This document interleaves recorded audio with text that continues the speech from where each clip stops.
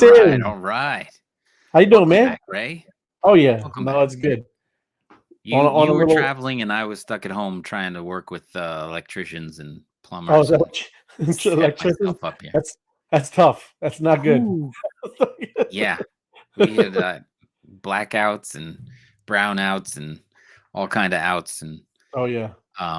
craziness here. So, but I moved into a very old. I think it's 1820. 1820 Really? this place was built. Yeah. And the Wow. electrician is from just I think It's torque. the first electrician ever worked on this house. I think it was. It probably could be, man. What do you That mean? is. That's good. Ben Franklin had It's had the kite. the kite going, and then this guy came along. He's like, oh, we could do this. He's like, It's we crazy. can run wires right there, right to this house. We'll do a test. That's good, man. That's funny.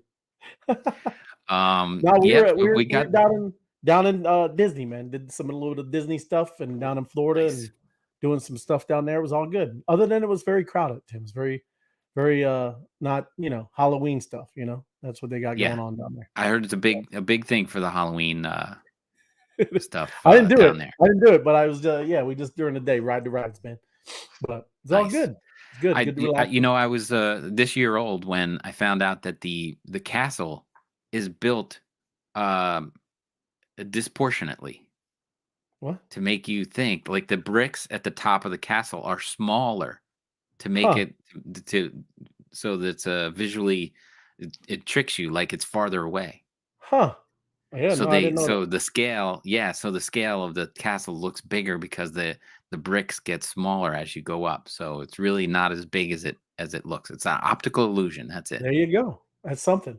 Very funny Yeah. that Walt Disney That's making it him. look big and giant. He's Mr. Magical. There you go, man. But yeah, no, it's Craig good is in the to be house. back. And craziness is going on, Tim. It's October, I couldn't wait for you to come back because there's stuff going on. Yeah, It was a slow start to October, but now we're rocking, and that's back to Rocktober. rocking and rolling. Yeah, you see Craig, Dan Smith here, Robin. Happy to see you too, Ariel. Yeah. Good evening, good evening. Deb in the house. Hey. And of Good course, to see you. Ella. Thank The you. Thank you. backup, long time no see. Right on. Back in the saddle. But yes, it is Um, October, man. What you got? You got some news on what's going on? Is Bitcoin's happening? Something going on? Lots Ether? of Is something happening? I'll tell you what's going on. Look at this. This is funny because now watch what's happening. Oh. Fear at 32.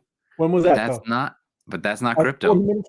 Oh, okay. That's Stop. the stock market. Okay. That's the stock market. Now we're talking, people. Take a look at what happens when I hit this crypto button. Now, crypto was here a couple weeks ago, maybe Yes, a month ago. But now look at this crypto. Boom. Greed. 72. Oh, it's not even. It's a greed even. Yeah. Oh yeah. It's up over the greed sign, and it's headed down. That's crazy. We're going. We're gonna peg it. I don't think we've ever seen it pegged out. We're gonna bury it. We're going to 101. With World War III going on, all this stuff happening. Geez. Look at crypto's greed. We're crazy over here, Tim. It's craziness. That's it. Everybody wants it now. So that's good. That's good to see. It's a nice flirting up here. I hope it lasts, but if not, it's better than this. Oh yes. People are not liking that stock market right now. Oh, it's tough over there. Unless, of course, you're selling guns and ammo. Yeah, you see, So we'll see some decoupling happen. I mean, it really is. Even too, what I go into a little bit later, is talking about that, man. Bitcoin has been done. If you look at it compared to other asset classes, it's been crushing it compared to throughout the pandemic, throughout the war in Ukraine, all the craziness, man. And it's outperformed every other asset class, and that's the one they're always talking garbage about. What's up, George? Yes. Like, share, and subscribe. Thank you. Yes, remember the saying, oh, those JPEGs, those I could just right click it and have it, and nothing to worry about, nothing to see here. Right.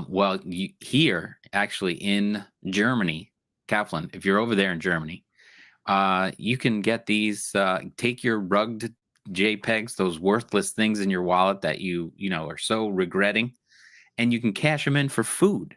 Oh, they are taking old worthless NFTs and you can transfer them over to this company. I don't know what they know, We need but to they tell are FOMO. you can trade them in for food in Germany.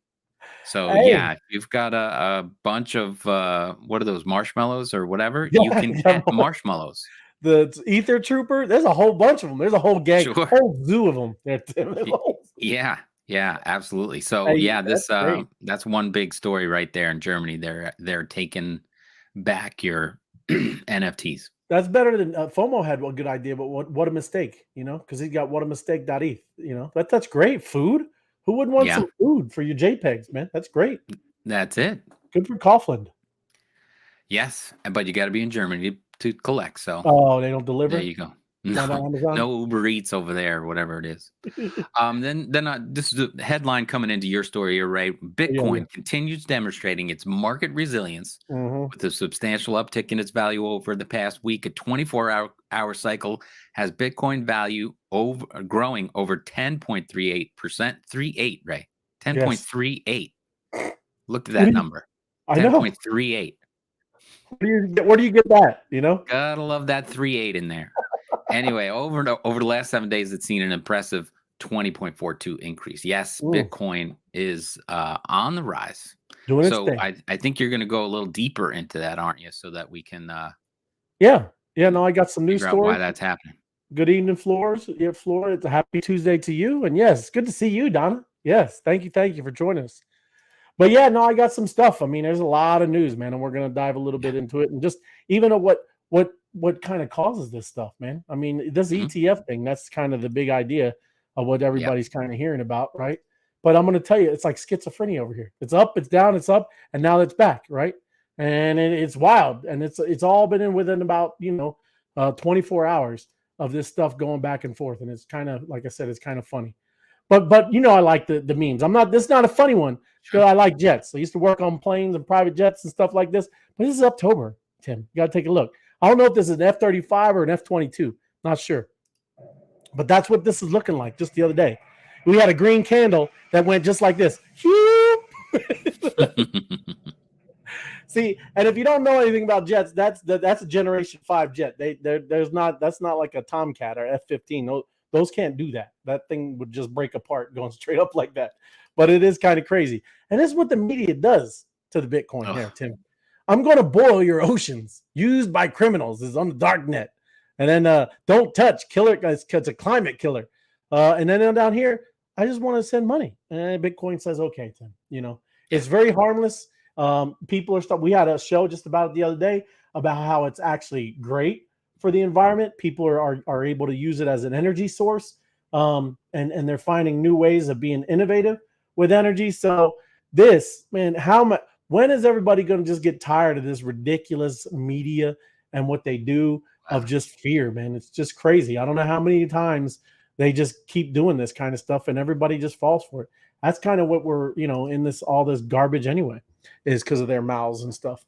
But BlackRock, Tim, this is the big story. The spot Bitcoin ETF. And listen, this was yesterday. Okay. So this was probably a catalyst, or was it yesterday? It's 2 hours ago. Wait, hold on. I might have the wrong one, but let's see. No, I don't. But anyways, this was iShares Bitcoin, right? And this was a ticker IBTC. So this was saying iShares Bitcoin Trust has been listed on the DTCC, Depository Trust and Clearing Corporations, which clears NASDAQ trades, Tim. So it had a ticker IBTC, and it went into October, man. It went bonkers yesterday. But then Tim, there was a 3% pullback. What happened is Bitcoin drops 3% after BlackRock BTC ETF is pulled from the they made them take it off the website, Tim. Sure. So it had a nice pullback. This is when it got pulled off, and then you see some of this stuff going on here, and it fell 3% from there. And then today, just 2 hours ago, Tim, as I was looking through news and things like that, just in BlackRock iShares spot Bitcoin relisted on the depository. So all of this within, look, here's the date, 24th. It was just at 6 o'clock. So just a couple hours ago, got listed back in here. Very crazy. This is how this space is. And it's just funny to see how all this, just this noise, very volatile over here. But we needed some of that. And here you go, Tim. Somebody at BlackRock didn't get to buy before it went up. So they said, oh, we'll just take it off. then you go ahead and buy, and then we'll put it back on. You're probably right. It could I happen do like not that. have any inside information. Do not use mine as financial advice, but yeah, That is that'd not. It's be not financial advice. It's yeah, it's conspiratorial, but I like that. That's good. It's Here's another one, Tim. Funny. Look at good old Hong Kong. Hong Kong reverses stance on spot crypto sure. ETF investing with a catch. So here we go. Look at this is coming back. This is how over in China how they kind of go around the edges, Tim, and so they can get into Hmm. crypto. They say they're not taking crypto. You can't. It's Right. illegal. But they just go around the border a little bit and then go over Hong Kong because they say it's not part of China, but it is. Now that's how they get, and that could have been also a big huge reason why the Bitcoin and the rest of the crypto market had a little pump. It Sure. just opened up just yesterday for them in Hong Kong. So very cool. That's just kind of the news. I also wanted to just talk about the ETFs, right? Yeah. Let me very first visually show you this, Tim, right? This is 1833, 1849, right? It was $18.93 gold was, okay? An And you ounce go through, huh? per What? ounce. Per Per ounce. ounce of gold. That is correct, per ounce. Yes. So you go through all the way. It's like a stable coin almost to Hmm. the 1900s, man. 1896. I mean, you could even get to 1952 and it was $34.60. And Right. then somewhere, I don't know where it was in the 70s, but they took it off from the gold standard from the dollar, right? Right. Right. And then you had a little bump, right? But if you know, in 2004, right here, in 2004, this is where gold got an ETF, a spot ETF. And that's why I wanted to show you this. If you look at this, you can really see it by I like the graphs because it's flat, man. These are the same years, same dates. And then up here, like I said, this is where it got taken off of the dollar, back the US dollar backed by gold. And then down here, right here, ETF, gold ETF. And from here, Tim, it just went, doing its thing. And So, that's '04. And when did that peak up there? 15 or something? yeah, it stopped at 2020. So they don't have anything else Hmm. from 2020, right? So you got 3 years. I don't know where gold's at. I didn't check the price. I don't mess with gold anyway, right? Right. Bitcoin and ETH and all the other crypto that we're in, that's gold enough for me, Tim. And look, we've seen those charts before. Now imagine the exponential growth compared to gold. I mean, crypto is by far and way, way, way more in growth with any of these assets. And we were just talking about that because Sure. I don't know, you see thousands of percents over here, not 10, not 15%. You're talking about 1,500% growth, right? And just like I said, imagine that, right? So that's why everybody's so excited about what's going to go on with these ETFs, right? Yeah. Absolutely. Well, gold, can be mined and all that stuff. They don't know how much there is. There's stuff off the planet, all that kind of stuff. There are uses for it, but Bitcoin is finite. Mhm. 21 million Bitcoins, That's and right. when a Bitcoin hits 10 million, I think it is. When a Hmm. Bitcoin hits 10 million, one Satoshi equals 10 cents. Yes. There you go. So people will be able to use it and you'll just be trading a Satoshi back and forth, a certain amount of Yeah, Satoshis to make purchases or whatever. But if you got a full Bitcoin, you're going to be a rich that's person, right. rich investor. That's it. I mean, that's the kind of, and this again, not financial advice, but I mean, if you look throughout its history since it's got, come Hmm. out, it's outperformed all of these assets. So, when you start seeing these things and correlations of like what ETFs did with other asset classes, and this is what mostly people kind of equate Bitcoin to as gold or a store of value or something like this. Obviously, it would be a good thing to look at and what happened when they did their ETFs, right? So Hmm. like I said, that's why everybody's kind of been, looking and going kind of bonkers because of all that stuff. It got listed and it's not cleared yet. But I mean, that's a pretty good idea, right? But it's kind of going along with what you're just talking about. Since the start of 2020, we've seen a sharp market crash. And this is what it's talking all these things, these headwinds of everything that's just bad news, man. And you're going to see of what it did compared to the other asset classes. There was extreme fiscal and monetary stimulus. right? Worst inflation since the 70s, fastest rate hike cycle in history, and now we're about looking at a war in Europe and maybe possibly in the Middle East. And this is what it's been doing in the past 3 of these chaotic years. Long-term treasuries is down 46%. Gold is up 24%. S&P 500 up 70%. That's pretty good. And NASDAQ up over 105%. But Bitcoin, Tim, is up over 614% compared to all the other things where they always say when what's going to happen if something did break out like this crazy war in the Middle East or something else that you just didn't know, like a black swan event would happen in the pandemic. Who knows? But it's done very well. So, that's kind of comforting that we're in a good space. Yes, very volatile. Yes, we've been through a crypto winter. That's been almost 2 years. But man, it's October. The halving is coming, and it looks like the bulls are running, Tim, Yes.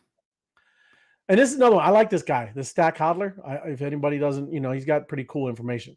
And this is exactly what you were just talking about the finite supply, Tim. Yep. You haven't even met the real Bitcoin yet. That's for all of us, right? And when you start really like thinking about this, and I'm going to even show you how much Bitcoin is missing, and I don't think that's ever going to be recovered. 93% of its supply has been issued over the past 14 years. So 93% of all the Bitcoin is out. Right. Okay. What you think of as Bitcoin is you have experienced as 93% of all Bitcoin that will ever exist has been already dumped onto the market. It's already out there and doing its thing. But during the next 14 years, buyers will fight over new issuance that is a mere 6% of the total supply. And after that, less than 0.5% of a new supply will remain. So Bitcoin's true scarcity hasn't even kicked in yet. And we haven't even started yet. We haven't even started what we talked about with the institutions. They're just dipping their toes in right now, right? They can't really get in because it's not, there's not Gary Gensler hasn't raised the white flag yet. He hasn't given up. He's got to let it happen. He's getting kicked in the he's not doing well. He's got a target on his back for sure. He does, and he's been losing. These next things I got up here, he's just losing with everything. Ripple, all kinds of stuff. What happens early next year when it becomes the hardest money that humanity has ever known? And what about when understanding of this new monetary technology grows at the same time new issuance goes from flood to a trickle, right? People don't know if you're like even a whole Bitcoiner, like, and that's what it's talking about. Understand how rare one Bitcoin is, right? Yeah. It's crazy. If you're a whole, and they call them a whole coiner, dude, that's crazy. 21 million. Right now, it says there's only 60 million millionaires in the world. And what do we say? There's only 21 million Bitcoin? Crazy. Right. If Bitcoin were evenly spread amongst them, they could each have 0.35 Bitcoin max. That's it. Except 5 million BTC are already lost. And that's I pulled that up. I didn't know they already had this in this thing. And it's an estimate of 5 to 6 million of the 19 million Bitcoin mined have been irretrievably lost. They're gone. Right. And you can look at this on this. This is Timothy Pearson. This is the link to it. This means there's only 13.3 million Bitcoin remaining, and only 1.7 million left to be mined over the next 100 plus years. So, man, dude, it's crazy how it's very hard to get yourself a Bitcoin, Tim. And as this continues to roll out, man, and people begin to really start adopting this, dude, they're not going to be able to get it. It's going to be hard to get a whole Bitcoin, because everybody you hear. Go ahead. There's a guy that surpassed Michael Saylor as the single biggest owner of Bitcoin. Yeah, really? Who's he? I forget his name. I'm sorry. You can't. I read it today, and I meant to mark that down, but yeah, he's got like 23 more than Michael Saylor. Michael Saylor has like. Is his name Satoshi Nakamoto? No. But Saylor has 1,200 of them, I think, or something like that. And this guy has just under 1,300 or something like that. He's right there. So they're going to be jockeying to be who's going to be the first. But either one of those two guys. But the point I was making was when this pops up after the halving and goes crazy, those guys are going to be the first trillionaires. Yeah, absolutely. Those man. two guys are going to be the guys holding over 1,000 by then, probably 2,000, Bitcoin, and it's going to be crazy when they pop, and they're gonna control all that Bitcoin. Yeah. But it's going to be, I mean, that's what's cool about this. Well, everybody, you do go into Bitcoin, you go into ETH, because we're going to talk about ETH as money too, because that's another one. That's one of our horses as well. We love Ethereum, or Ether, or at least, Ethereum is the blockchain. I always got to get, we say that a lot. Ethereum is the blockchain, Ether is the token. And, like a lot of times people get that confused. And we say it a lot too. But yeah, I mean, that's another one. I mean, there's going to be a lot of them. That's Solana. There's other ones that we know. I like M2. Obviously, that's an amazing asset we love. Ripple. Ripple's in the news, even the NFTs and where you get into with Ethereum, what you do on there with the smart contracts and how we have NFTs that are asset backed and they yield, crypto. It's crazy, right? And that's what's amazing is it's not even hasn't even started yet. And yeah, we're about to see some ridiculous things, right? That you would never even thought, because forgetting that corporations, insurance funds, pension funds, sovereign wealth funds, and nation states will permanently remove millions of BTC from the market. They haven't even starting to get in. And of course, like you said, they've probably been doing this past 2 years, right? Quietly. The bottom line is Bitcoin is ridiculously scarce. And, all goods will be priced accordingly. And that's kind of, like I said, what you're seeing. It's pretty interesting of where we're at and what's going on, because I think people are just starting to see, what's really about to happen, man. And this has nothing to do. It's more about the ETF ruling. You're talking about, a little bit Gary Gensler, SEC getting hammered again. Coinbase shares surge 14% as Grayscale ETF ruling takes effect. A judge has smacked down Gensler again, because it's just ridiculous, the things that he's trying to do. But shares of Grayscale's Bitcoin Trust also surged in Tuesday morning trading by nearly 7%. Grayscale saw a victory formalized in federal appeals court Monday when a judge's mandate that the SEC review the company's Bitcoin ETF proposal took effect. So a judge just said, hey, what you're saying, they're going to do an ETF, and you're going to look at it. And Coinbase stocks also pumped and did their thing as well. All from this. And I don't know what. I mean, they're going to have to replace that dude pretty soon, man, because he's ridiculous. And it don't even make sense, right? No one knows what he's thinking. Switching gears to Ether, Tim. This is Fidelity. We keep talking about, BlackRock and all those. This is the other one that's filed, an ETF as well. And they had this in August, an Ethereum investment thesis. And it's just talking about Ethereum's potential as digital money and yield-bearing assets. And we're going to kind of go through this a little bit. I'm not going to read it for word, but it's talking about aspiring as money. Can Ether be some kind of monetary thing, like gold or Bitcoin or things like that? A common narrative theorizes that Bitcoin is best understood as an emerging monetary good, which leads to the question of whether Ether, the token, can be considered money as well. The short answer is yes. It could be viewed that way by some. However, Ether will likely face significantly more headwinds than Bitcoin to become widely accepted as a form of money. And I'm just going to go down here as a chart, and it's just, it's already way ahead of fiat currency. So you got all these green pluses. Fiat is not durable. It's not fungible. It's not verifiable. It's not scarce. The Fed prints it like candy, right? Yep. And there's no way to track it. You know how they always talk about crypto and how, it's for criminals and that's what you're going to use it for. Cash is the worst thing, anything for money laundering, for criminals, for drugs, for all that. So all the things that they say, it's kind of they just don't want their old system to be hammered, right? But Ether, like Bitcoin, is often seen as a form of digital money in the ever-evolving world of cryptocurrencies. While Bitcoin is widely recognized as a type of digital gold, Ether is not just a coin, but also a fuel for a broader platform called Ethereum.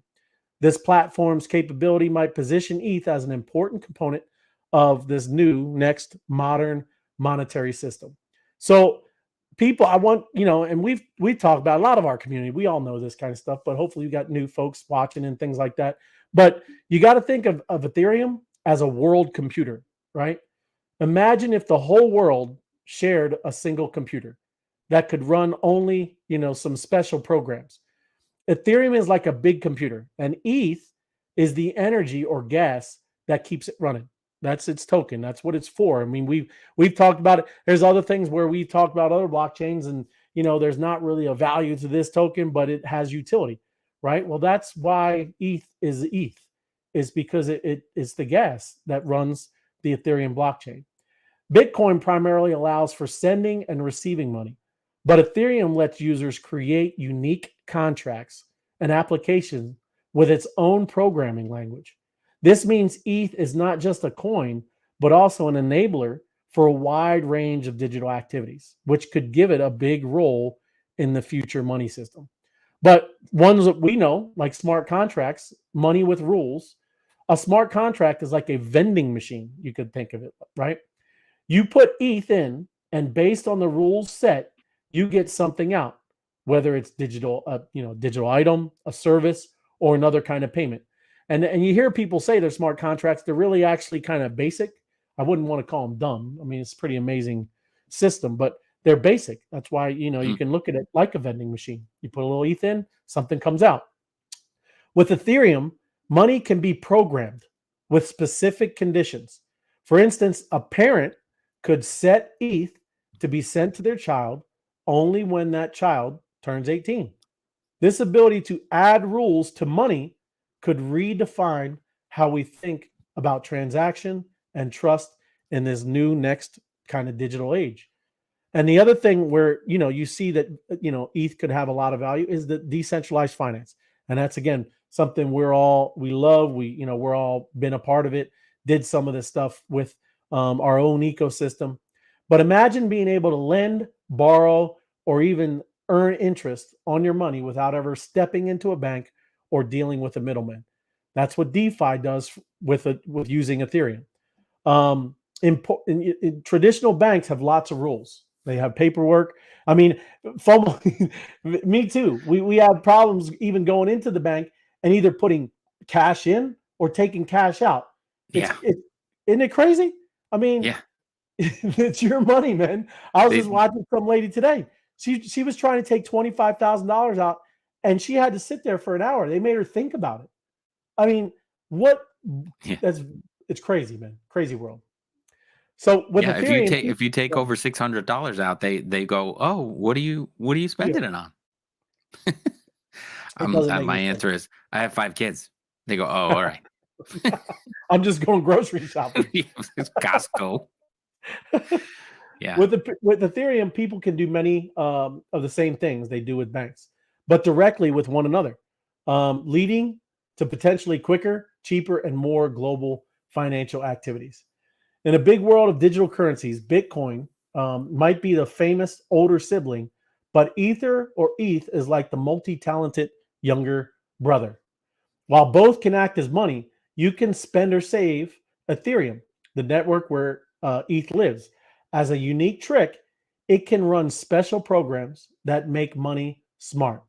And that's kind of the big idea of, as you look this, I kind of, going down here with these things, but MakerDAO, they just purchased $500 million of Ethereum, right? For their, project on the Ethereum blockchain, MakerDAO. The first US house, and this is something Tim, sold on Ethereum, and it was done as a non-fungible token, an NFT. Yes. Which they say NFTs are stupid JPEGs, and it's so funny to know, and people, they really have no idea, man. European Investment Bank issued bonds on chain directly on the blockchain through Ethereum. Franklin Templeton's money market fund that uses Ethereum and Polygon to process transactions and record share of ownership. And that's what I mean. That this is just like the one part of one of the uses of Ethereum. This is again why I think, and again, not financial advice, I think that you're going to see a flipping of Ethereum over Bitcoin. I don't have no problems with Bitcoin, but to see all of this have additional uses, it just seems like it definitely could do it, right? It's versatile. It is versatile. Ether also has a store of value, right? Issuance. Issuance is determined by the number of active validators and their performance. The important trend from this model is that as the total number of staked Ether increases, so does the total Ether issuance, but at a decreasing rate. Since Ether issuance is tied to the amount of stake, this component of the formula is not prone to wild swings.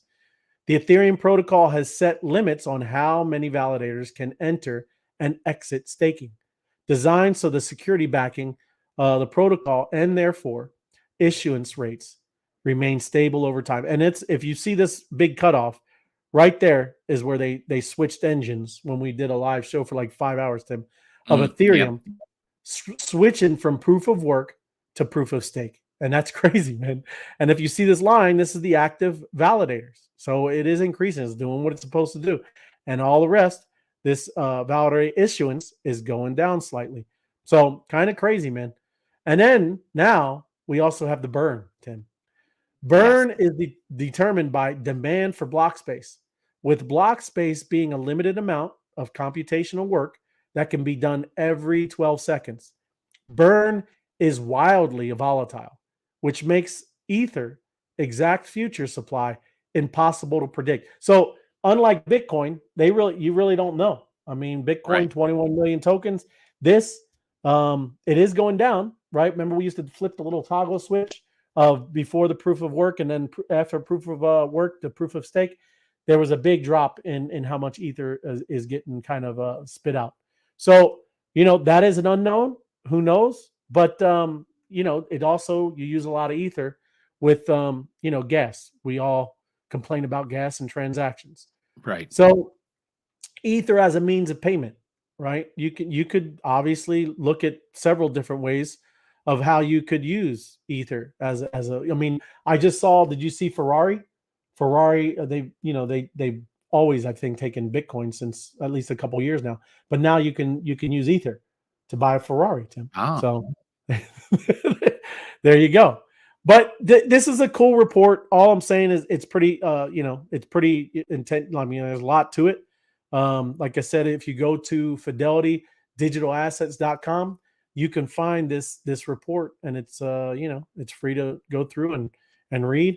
But I just thought it was interesting because the way this is all looking, it looks like we're gonna go to the bull. I mean, and who knows? There definitely could be a big pullback, Tim. Who knows? Obviously, what's going to happen. But I think definitely after January, getting into February, all of 2024, 2025, and 2026 is going to get bonkers, right? Yes. Absolutely. I think I mentioned I think it was early in the summer that I did go over to my local Fidelity and speak to somebody there, and you could not bring your own Bitcoin. You had to buy their Bitcoin and sell. If you wanted to buy it, you had to buy Bitcoin from them. And if you wanted to sell it, you had to sell through them. You can't use them as a wallet and move it around. Well, that's crazy. So Fidelity has some rules, and like you were saying, bankers have rules. Yeah. They have more rules for us than they do for themselves. Absolutely. No, so that's how they rigged the game, man. A couple quick things while you were there. I know you can't see the comments, I don't think, but no. Greg was saying Bitcoin's coming back. Hope Ethereum comes back. We're getting ready for some growth. And then he says China makes more money disappear if it's not spent in the time frame, which is not good. True. Yeah. And then Deb also commented, the answer at the bank is none of your business. Yeah, that's not. And Greg says it's starting to feel like the good old days again. Yeah. Well, it is, man. I mean, this has been everybody's got to get used to it. It's a long time coming, It's cycles, man. You can't go up the whole time. you know. And like I said, we've talked many times. How healthy was it to go through that? I mean, all of that garbage. I mean, I'm glad FTX is no longer, man. I'm Mm. glad Celsius and all that garbage had to be, removed, right? Yeah. Because you would be dealing with all. I mean, that's why even the way things happen with us, I'm glad things like M2 weren't on stupid FTX. Imagine being all Yeah, that could have yeah, killed it, which yeah, wouldn't have been cool. But let's not just paint a rosy picture that these banks are going to come in and no, do everything great for everybody, no, because BlackRock has $9 trillion, and if they say, oh, everybody should buy 1%, and while they're trying to buy 10% of the Bitcoin out there, or whatever, I right. mean, they're going to gobble up as much as they can as soon as the green flag goes off. Yeah, but it doesn't matter. That's good. Let them be in there centralized, and everybody will be over there playing with ETL. But we're over here with Right. our own self custody and sitting on with these decentralized wallets and using Right. decentralized exchanges and just cutting out the middleman. Who cares? Good. And that's kind of going to be the whole idea and the goal. That's going to be fun. I mean, it's going to also be it's going to be a slog. You're going to have to try to obviously convince people which way is better. People don't like being fully responsible. And Hmm. that's a shame because there's a huge benefit to if you would just take your time, learn a lot of this stuff. Yes, it's technical. Obviously, there's going to be new user-friendly tools, but if you would just, go ahead and take the time and learn what's going on here, you could crush um, things that you would never even expect to be able to, be a part of, right? Being in self custody and doing DeFi and being a part of all this kind of stuff with NFTs early on. And, there's so much opportunity here. It's ridiculous. But Hmm.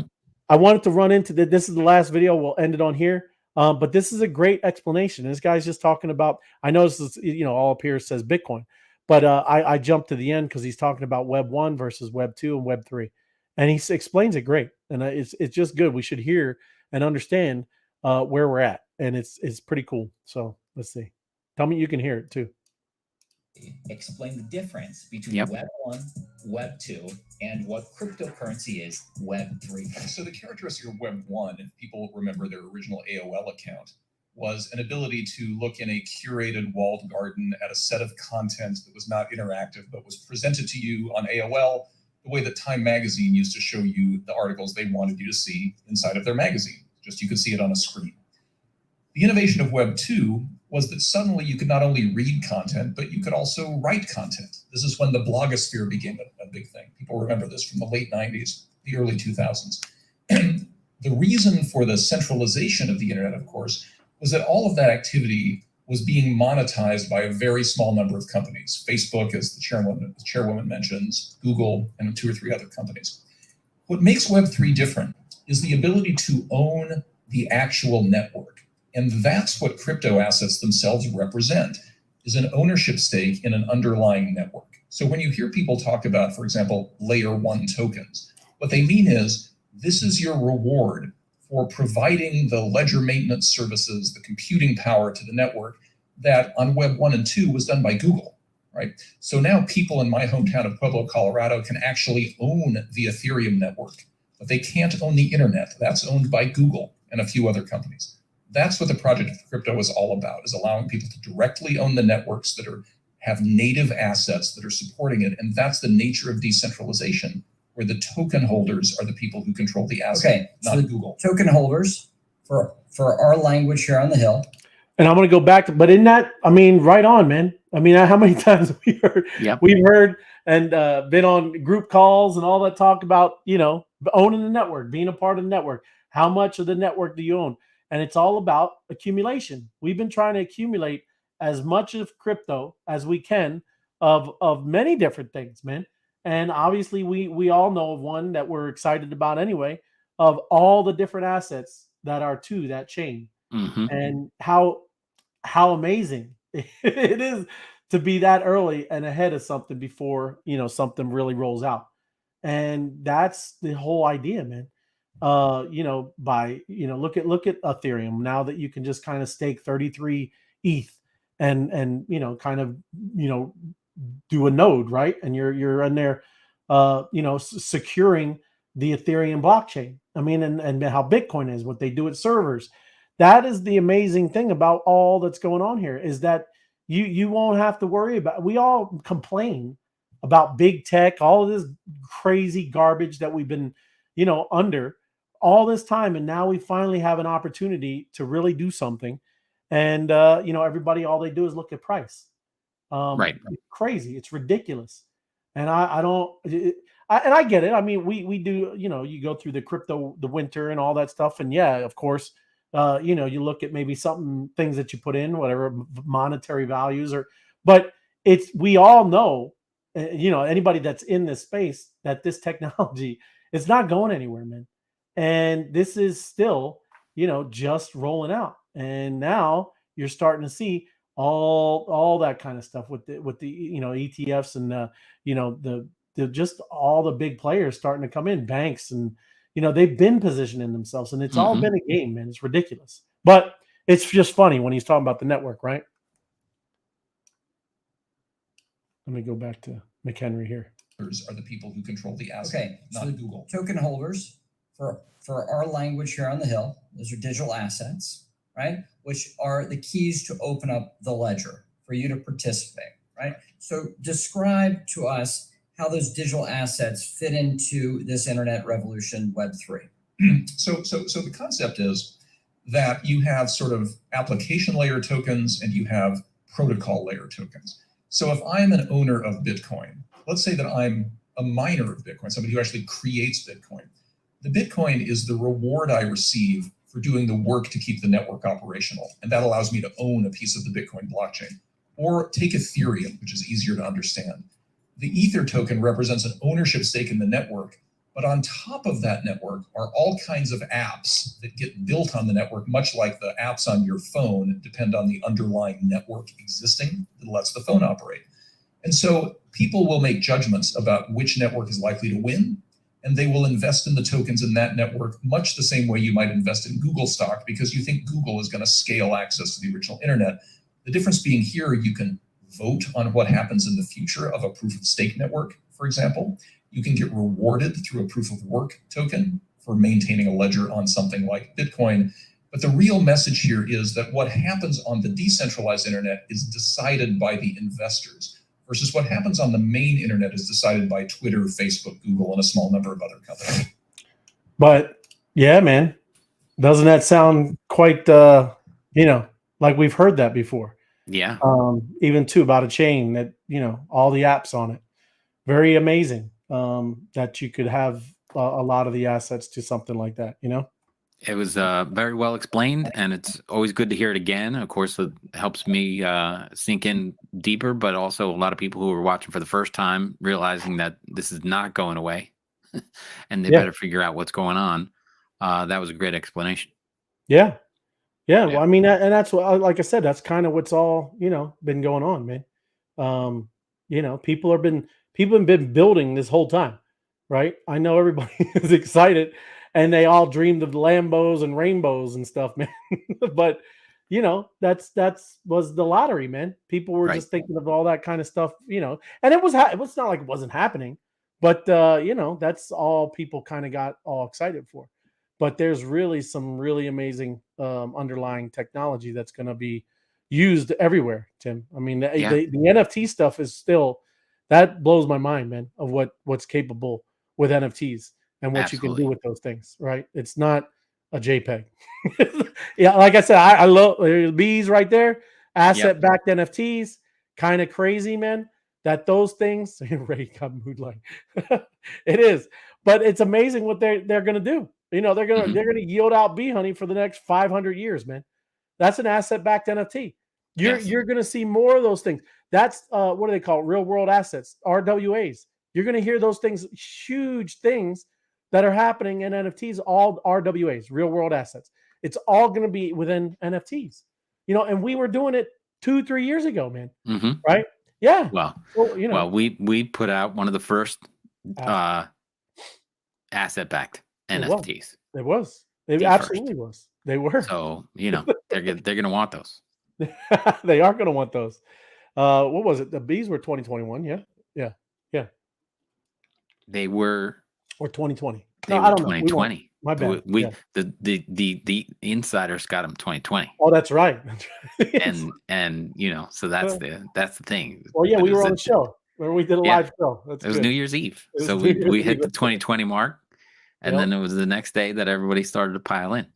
But exciting times, man. There's a lot of yeah, absolutely. just again, just because I'm not a big fan of BlackRock and all them. I know how ridiculous, but it all brings everything that you have to have all they're gonna do it, right? They've been doing it anyways.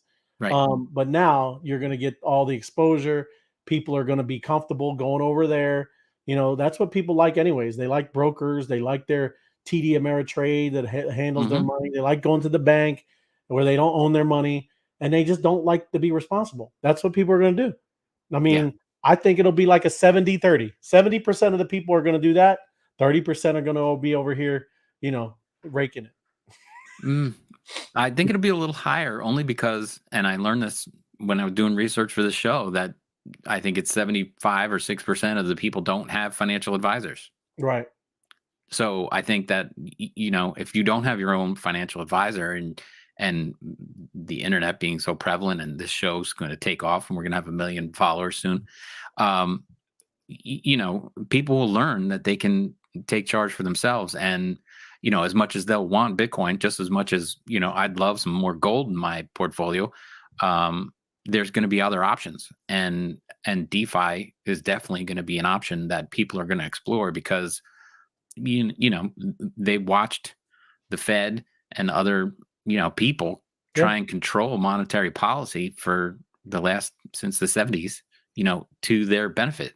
Right. And they'll be tired of that, and they'll just go and learn, and then be able to work within this framework, which is just unbelievable. It is gonna change the world, right, in so many ways that people don't even understand.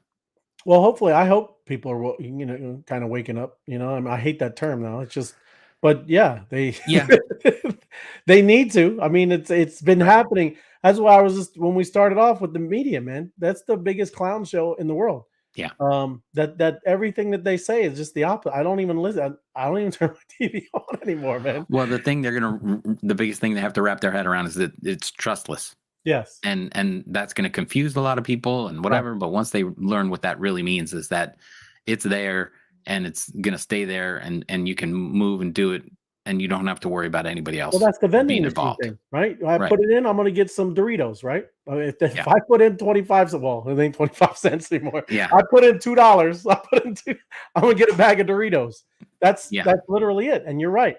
As long as it won't get hung up in the spring, and it won't. That's what smart contracts do. They won't get hung up in there. When you do this, the action is going to happen. That's what these smart contracts and Ethereum is all about. It is a trustless system, and even too Bitcoin, right? All of those different blockchains, right? I mean, that is more for transactions and sending things, but yeah, it's like I said, that's what. And there's so many more, so many more blockchains that are going to be rolling out and spinning up, and it's going to be fun. This next cycle is going to be crazy, man. Because you're going to see this is going to be the real deal, man. This after the halving is just going to be huge. Oh yeah, huge. Good so time. We are still at the bottom of this hockey stick. We don't want to say, but we're still at the beginning, right? Yeah, it's another beginning, but the next run is going to make this last run look like the flat part of the hockey stick. That's right. And everybody's going to be like, well. You're gonna have that face on, like what, and everybody, who stuck it out. Oh yeah, will be rewarded. That's right. Well, and plus we'll make better decisions as well. We know we've learned a lot, man. You know what I mean? Pretty neat. And I'm looking forward to kind of doing a lot of my own projects as well. We used to talk to a lot of different people, right? It was exciting, and there's going to be a lot more opportunities out there like that. There's going to be a lot of people coming into the space thinking, all right, now I'm ready. Yes. Okay. We've been here, so we'll tell you what to do. Yeah, that's right. No, that's it, man. Uh, That's We'll it be was a able good to one. recognize things coming down the road a whole lot faster than anybody who's just figuring out what an NFT means. Oh, absolutely. Yep. And they don't know what an NFT means. And we for got a lot sure. of friends, Tim. We got a lot of friends now. It's great. Yeah. Well, once that hockey stick starts, we're gonna have a lot more friends. I They'll don't be want coming those out of the friends woodwork. now. And I don't more want those- family too. All of a sudden, hey, cousin Tim, You're like, nope, I don't know you, tell man. me What? about that blockchain again. Sure, pass the I'll be stuffing. like I'll be like Greg just said, moonlighting and get a little darker. No, it's gonna be fun. It's gonna be good, and it's exciting to watch it unfold. And we've been talking about it long enough. Yeah. But there's gonna be no stopping it once it starts. And I think the key is the beginning of the adoption with some regulation and those big players coming in. Right And on. when that happens, that's it. The lights are on, Yeah. and we're off to the races. Well, that's why we started off with the finite amount of Bitcoin, Mhm. man. That's crazy that there's 5 or 6 million just gone forever. Yeah. Crazy. You know, Locked being a up whole in the abyss. Bitcoiner, you're a champion, man. Yes. It is, Will. It's getting exciting. That's what I'm Yep. talking about. Yes, sir. But yeah, no. So we're always going to be doing the Tuesdays and Thursdays, right? That's what we kind of decided on. Sounds Just good to like, me. Makes sense. yep. We'll Excited to have be some other back. things. Yeah, go ahead, man. Yeah, no, excited to be back. We'll get in the groove, and we'll have Right some on. fun, and we'll bring in some some guests and Oh yeah, bring some people in to talk about what's going on, what their thoughts are, and we'll watch it all unfold. well, I know Kareem has been gathering some guests over in Africa, so yeah, that'll be a Mhm. cool thing. I think we're going to talk to him soon. I think he's got stuff lined up already because there's a lot. I mean, there's so many other countries that are way past the U.S. Yeah. and Africa is one of them. I mean, Yeah. they've been getting ready for this for a while, and not pushing it away, not pushing the technology away. I mean, accepting it and trying to get it going. Right? We'll Right. see. Well, we watched that when they unpegged the dollar to the oil and started doing trades between countries in their own currencies or whatever Yep. chosen medium they wanted, and that's amazing. Good for them. There you go. Not so good for us, but we got to get in the game and be able to play with the rest of them because a lot of them were using Bitcoin Yeah. and trading off that. So Oh yeah. we'll Oh, we'll look, did you figure see it out. Bounder? Hey, Bounder. Oh, How yeah. you doing? Good to see you. I didn't know if you put him up there. I was putting them in. Okay. Even my bad. Josh is here. I put Josh, this one up too. there he is. What's going on, Bumped man? it. That's right. That's Josh, right. I missed the card games. Josh, we got to find a card game again. Oh yeah. Yep. We'll do A little bit something. of poker. Right on, man. Oh yeah. All right. Well, you gonna play us out? What do you got? Sure. Oh, that's all I got is that same old one, man. I'll make right. some new ones. I got to make some new ones. But appreciate everybody. Give us a like and subscribe. Share it, please. And leave it on Twitter. If you have it on there, just go ahead and retweet that too. And we're broadcasting right into Ray's channel now, Ray. Oh, that's right. At Ray of Light 38. If you're on Twitter, you can watch there live in the purple bubble, pink bubble. Pink bubble. I know. It's cool, man. Twitter. There you go. It's all happening. All right, Or the brother. X. The X. X. Later. Good night.